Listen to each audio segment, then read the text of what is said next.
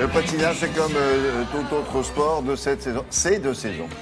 C'est de saison. Et justement, en parlant de patinage, si je vous dis Marina Anissina, Gwendal Pesra, Oui, Nathalie connu. Péchala, Florian Bourza, ça vous évoque la danse sur glace, forcément. C'est une tradition française.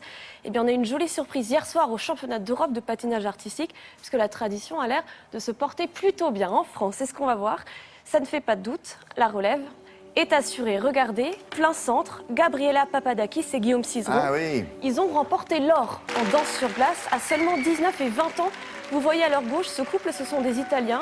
C'était les champions du monde et champions d'Europe en titre. Ils les ont battus. Excusez du peu. Alors les Français ont explosé leur record personnel. D'abord sur leur programme court, un flamenco qui leur a permis de prendre la tête de la compétition, une bonne avance. Et hier soir sur le programme libre, sur un concerto de Mozart. Ils ont été tout simplement très élégants, ils ont convaincu tout le monde. Et ce programme libre leur rapporte la première médaille internationale de leur carrière.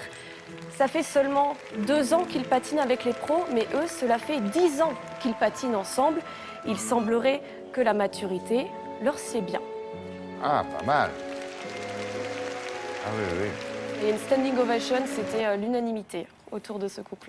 Qu'est-ce qu'on a d'autre? Alors, on a aussi du tennis. C'est bientôt la fin de l'Open d'Australie à Melbourne. Il reste simplement quelques matchs. On connaît maintenant le premier finaliste chez les messieurs. Il s'agit d'Andy Murray. Alors, l'Écossais que vous allez voir apparaître en noir a perdu le premier set de son match contre Thomas Berdych.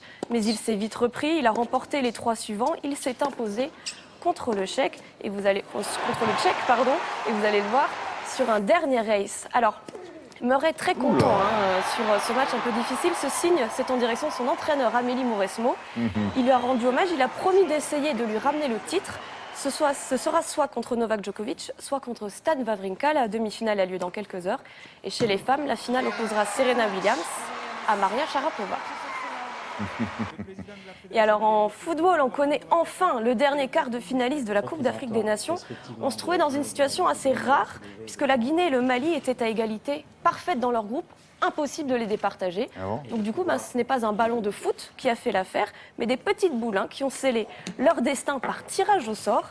C'est la Guinée qui a tiré la boule numéro 2, synonyme de deuxième de la poule. C'est donc la Guinée qui est qualifiée et le Mali est éliminé. Ils n'ont pas dû apprécier là le coup de... non. Ils avaient un petit peu Ouais. la tête basse, malheureusement. Je comprends, Ouais. Et on continue avec... Un anniversaire, le Masters de polo de Megève fêtait sa 20e édition. Alors, comme d'habitude, ça s'est déroulé sous la neige et sur la neige, c'est ce qu'on va voir.